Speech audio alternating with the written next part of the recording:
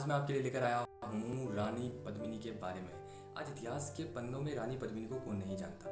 यदि कोई राजस्थान से है तो शायद ही ऐसा कोई बंदा होगा जो रानी पद्मिनी को नहीं जानता होगा। रानी पद्मिनी जो है इतिहास की एक बड़ी ही महान हस्ती है जिन्होंने अपनी सूझबूझ से और अपनी जो युद्ध नीति है उससे बहुत ही पारंगत है। तो दोस्तों आज का जो ये पूरा टॉपिक है वो रानी पद्मिनी के बारे में होने वाला है कि भाई जो रानी पद्मिनी है उनके पिता का नाम गंधर्व सेन था, उनकी माता का नाम चौधरी था और वो सिंहल द्वीप की राजकुमारी थी। इस बात में कितनी सच्चाई है और कितना यह झूठ है इस वीडियो में हम इसी बारे में आपको बताएंगे। दोस्तों हम पता करेंगे कि भाई कितनी सच्चाई है और कितना झूठ है। तो वीडियो में अंत तक बने रहिएगा और यदि आपने हमारे चैनल को लाइक शेयर एंड सब्सक्राइब नहीं किया तो अभी कर दीजिएगा दोस्तों, ठीक है। तो चलिए वीडियो की ओर। तो रानी पद्मिनी मलिक मोहम्मद जायसी एक बहुत बड़ा लेखक हुआ।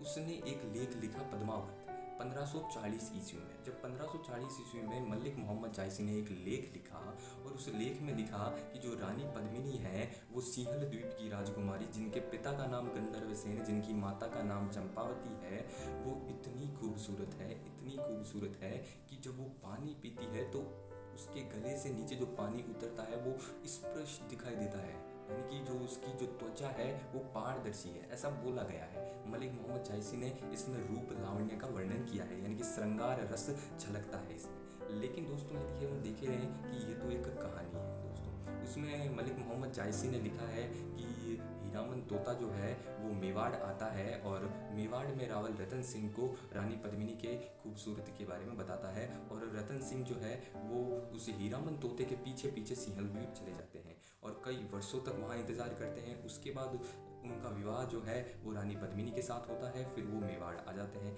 जब वो मेवाड़ आते हैं तो वहाँ पर एक विद्वान होता है राघव चेतन नाम का। राघव चेतन जो है वो उनकी खूबसूरती को देखकर मंत्रमुग्ध हो जाता है। रतन सिंह उसे देश निकाला दे देते हैं और दुश्मन का दुश्मन दोस्त होता है। तो वैसे ही राघव चेतन जो है वो रतन सिंह के सबसे बड़े दुश्मन अलाउद्दीन खिलजी से जाकर मिल जाता है और खिलजी को सारे राज बता देता है और खिलजी को पद्मावती की सुंदरता का वर्णन करता है। तो खिलजी अपनी विशाल सेना लेकर मेवाड़ आ जाता है।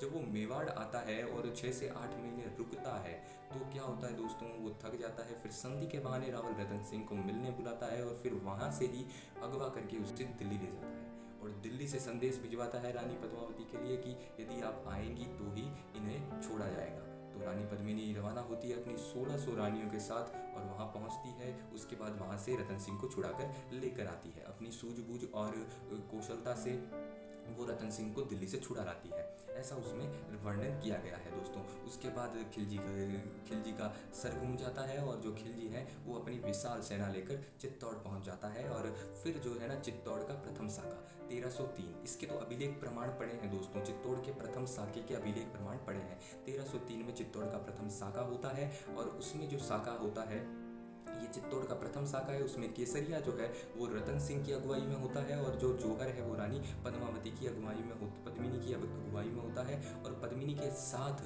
1600 रानियां भी शामिल होती हैं। दासियां कहते हो, रानियां कहते हो, इनके बारे में अभी तक कोई नहीं है पूरा। तो ये दोस्तों पूरी कहानी थी।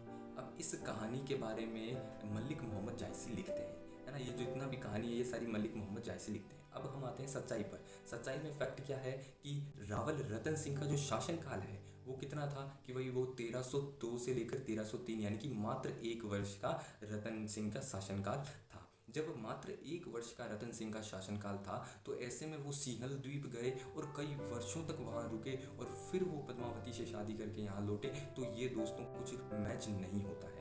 फिर आता है दूसरा फैक्ट जलवायु का। जिस तरह से मलिक मोहम्मद जायसी ने रानी पद्मावती की खूबसूरती का वर्णन किया है, यदि हम उस तरह से देखें तो सिंहल द्वीप जो है आज के श्रीलंका में आता है। आज के श्रीलंका को उसमें सिंहल द्वीप दर्शाया गया है। तो सिंहल द्वीप की जो जलवायु है और मेवाड़ की जलवायु में रात दिन का अंतर है। सिंहल द्वीप की जो जलवायु है वहाँ पर श्वेत वर्णी लोग नहीं पाए जाते हैं जलवायु के हिसाब से, क्योंकि जलवायु बहुत ज़्यादा मैटर करती है इन सब चीज़ों में। तो वहाँ पर आपने क्रिकेटर्स को देखा है श्रीलंका के, तो उनमें किसी भी तरह की श्वेत वर्णी लोग नहीं पाए जाते हैं दोस्तों। तो ये एक मिथ हो गया। तीसरा सबसे बड़ा मिथ है हमारे राजस्थानी इतिहासकार, जिन्हें दबा दिया गया है। अब पता नहीं क्यों और कैसे राजस्थान का इतिहास जो है वो धीरे धीरे दबता जा रहा है और जो कहानियाँ हैं वही इतिहास बन रही है। लेकिन कहानियों को हम इतिहास नहीं मान सकते हैं दोस्तों। कहानी और इतिहास में बहुत बड़ा फर्क होता है।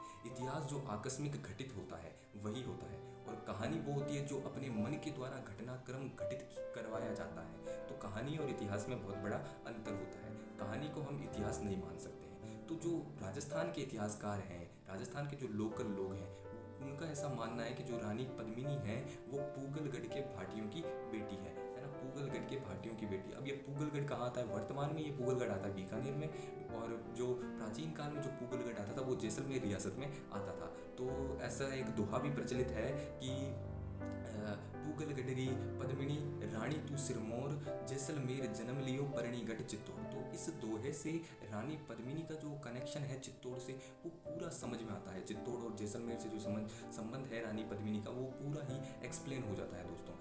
तो मलिक मोहम्मद जायसी ने क्या लिखा, कैसे लिखा, मुझे नहीं पता दोस्तों। और मलिक मोहम्मद जायसी की जो ये कविता है इसको नैन्सी, है ना, नैन्सी और जेम्स टोड, इन दोनों ने सराहा है, इन दोनों ने स्वीकार किया है कि भाई हाँ जो ये बोल रहा है ये सच है। लेकिन इस युद्ध की जो हमें जानकारी मिलती है, चित्तौड़ के प्रथम साके की जो हमें जानकारी मिलती है वो हमें मिलती है अमीर खुसरो द्वारा लिखा गया खजाइन उल फुतूह, एक खजाइन उल फुतूह, या इसे हम तारीख ए अलाई बोल सकते हैं, उस ग्रंथ से हमें इसकी जानकारी मिलती है जो अमीर खुसरो ने लिखा है। अब ये अमीर खुसरो कौन है भाई? अमीर खुसरो जो है अलाउद्दीन खिलजी का बहुत ही खास है और उसके दरबार का विद्वान है। वो उस युद्ध में उसके साथ गया था और आंखों देखा उस किताब में हमें मिलता है दोस्तों। तो सच्चाई क्या है, झूठ, इसका निर्णय आपको करना है दोस्तों। यदि आपको इनमें सच्चाई लगती है तो आप कमेंट में लिखकर बताइए, गलत लगता है तो भी आप कमेंट में लिखकर बताइए। जो भी आपका निर्णय है वो हमें आपका कमेंट में लिखकर बताइए, हमें आपका ओपिनियन जानना है दोस्तों। ठीक है दोस्तों, तो मिलते हैं फिर एक नए वीडियो के साथ। तब तक के लिए good day, take care, have a nice day. और आशा करता हूँ आपको यह जानकारी पसंद आई होगी, और फिर मिलेंगे एक नए वीडियो के साथ। धन्यवाद।